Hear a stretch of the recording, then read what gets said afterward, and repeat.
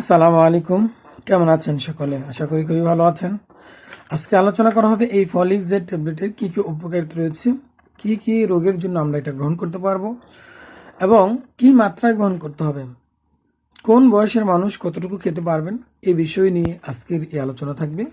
তবে এই folic jet এর আরও একটি আলোচনা করব, সেটা হলো এই ফলিক জেট এর পার্শ্ব প্রতিক্রিয়া কী, কোন কোন ঔষধের সাথে এটা ঔষধের সাথে এটা গ্রহণ করা যাবে না, এবং খেলে কি কি আমাদের বিরল প্রতিক্রিয়া এবং পার্শ্ব প্রতিক্রিয়া হতে পারে, এই বিষয় নিয়ে আরও একটি আলোচনা করব। কারণ একটি আলোচনা করতে গেলে আলোচনাটা অনেক লেন্দি হয়ে যায়। সেজন্য আপনারা জানেন আমি প্রত্যেকটা ঔষধের কী কী উপকারিতা রয়েছে এবং কী কী অপকারিতা রয়েছে বা ক্ষতির দিক রয়েছে এ নিয়ে আলোচনা করি। সেজন্য বলবো যে আমার চ্যানেলে যারা আজকে নতুন তারা অবশ্যই সাবস্ক্রাইব করবেন, আর যারা অলরেডি সাবস্ক্রাইব করেছেন তাদেরকে জানাই অসংখ্য অসংখ্য ধন্যবাদ।